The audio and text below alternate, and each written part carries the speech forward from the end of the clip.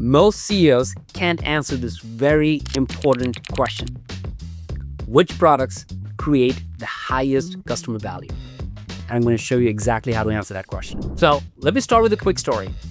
I ran marketing at Pardot, which was about a $10 million company. We got acquired by ExactTarget for $100 million. And then all of a sudden, 6 months later, we got acquired by Salesforce for over $2.7 billion. That's with a B, right? So I went from a $10 million company to a $10 billion company in no time. And I had to learn this question of how do you think about what products to sell?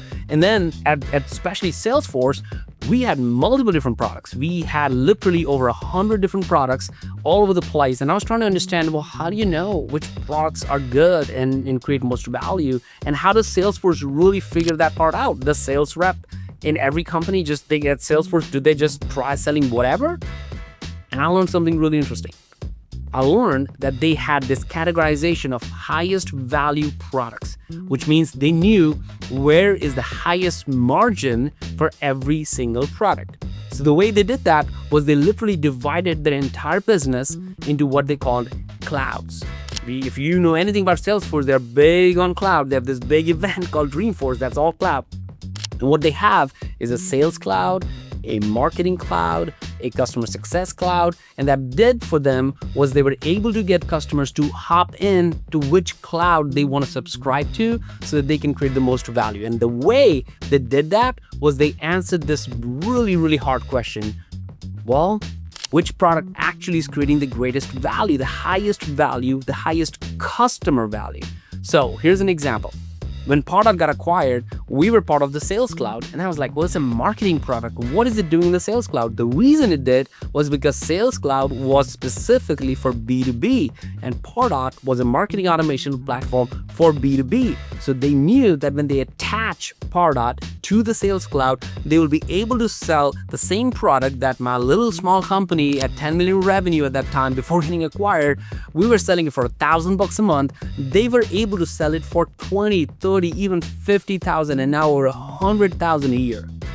And that was because they created this idea of the highest customer value, because they knew the customers would value marketing automation as part of the sales CRM that they have as the highest value, because that's how they looked at it. I took that lesson to my new company, Terminus, right? When we built Terminus, we went to $1 million in the first year, 5 in the second, and 15, and then we kept growing, and we had to answer that exact same question. So here's what we did. We said, we're going to launch this brand new category called ABM, account-based marketing. You can research all about it, we written books on it. And what we learned was, well, if we wanted to do account-level advertising, this phrase that we're using, we had to figure out what is the highest customer value. At that time, this is 2015, nobody was able to do advertising at the account level. So for example, if you wanted to advertise to Coke or Pepsi or Lowe's or Home Depot or whatever, if those were the customers that you were trying to have, you couldn't advertise to just those companies. That's why we called it account-based advertising to begin with.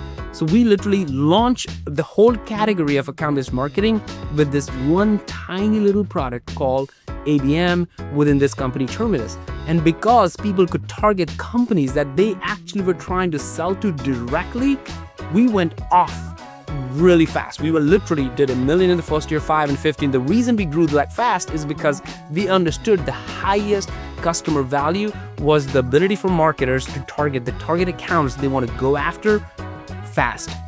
And that's how you know you have the answer to the highest customer value. So you can literally go to runongtmos.com/move, and that will literally give you that assessment to figure out, do you know how to find the customer value? How do you figure that part out? It will literally help you answer all those questions.